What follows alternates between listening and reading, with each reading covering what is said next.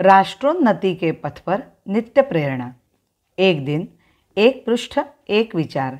श्री गुरुजी समग्र 12 खंडों का संक्षिप्त रूप भारतीय विचार साधना पुणे द्वारा प्रकाशित किया गया है।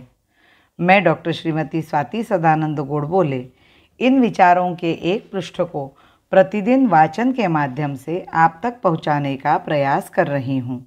यह प्रकाशित विचार हमें प्रतिदिन प्रेरणा देते रहेंगे। आज दिनांक 17 सितंबर का विचार।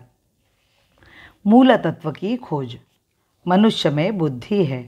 वह स्वयं के और सामने दिखने वाले और दिन प्रतिदिन अनुभव में आने वाले सुख दुख मिश्रित जग के विषय में सोचता है। इस सारे दृश्य प्रपंच के किसी मूलभूत सत्तत्व की खोज करता है। उस सत्तत्व के विचार से प्राप्त निर्णयों का जीवन में उपयोग करके देखता है, किंतु सुख का मध्य बिंदु प्राप्त नहीं होता। यह स्वाभाविक भी है। किसी वर्तुल के मध्य बिंदु को खोजने के लिए उसकी परिधि के 2 ही बिंदु लेने से काम नहीं चलता। एक तीसरा बिंदु भी लेना पड़ता है, तभी वर्तुल का मध्य पाया जा सकता है। अन्यथा सभी सत्तत्व व जिज्ञासाएं असफल रहती है। भारतीयतर समाजों में, विशेषकर आज के भौतिक दृष्टि से प्रगत पाश्चात्य समाजों में उपर्युक्त तीनों प्रकार पाए जाते हैं। उन सब में मनुष्य के जीवन को समाज रूप से सुव्यवस्थित कर ऐहिक जीवन के सुख की ओर ध्यान देने में समर्थ केवल प्रथमोक्त जड़वादी विचार ही है। उर्वरित दोनों का प्रत्यक्ष जीवन से साक्षात संबंध वे नहीं ला सके और इसीलिए उनके प्रति अधिकाधिक अश्रद्धा ही निर्माण होती जा रही है।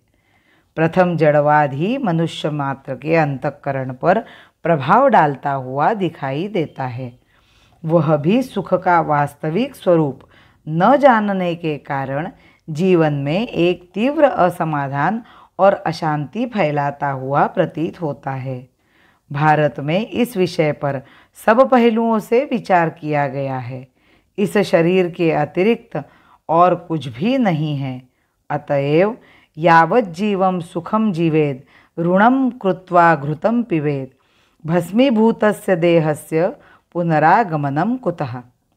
इस प्रकार के पूर्णतया जड़वादी विचार से लेकर ब्रह्म सत्यम जगन मिथ्या इस पूर्णतया तत्वज्ञानात्मक सिद्धांत तक सभी विचार अपेन हिंदू समाज के पूर्व ऋषि मुनियों ने किए हैं। उन्होंने यह अनुभव किया कि सुख की प्राप्ति किसी परलोक में इस जीवन के अंत के पश्चात होगी, अभी कुछ भी नहीं मिलेगा। इससे किसी का समाधान हो नहीं सकता। साथ ही उन्होंने यह भी अनुभव किया कि ऐहिक जीवन के सुख साधन पूर्णतया व्यर्थ न होने पर भी वे चिरकाल सुख देने में समर्थ नहीं है। सुख वस्तुनिष्ठ नहीं, आत्मनिष्ठ है। कामपूर्ति के समस्त साधन समीप होने पर भी मनुष्य दुखी रह सकता है और ऐहिक सुख लाभ के किसी साधन के बिना ही मनुष्य चिरंतन शांति का अनुभव कर सकता है।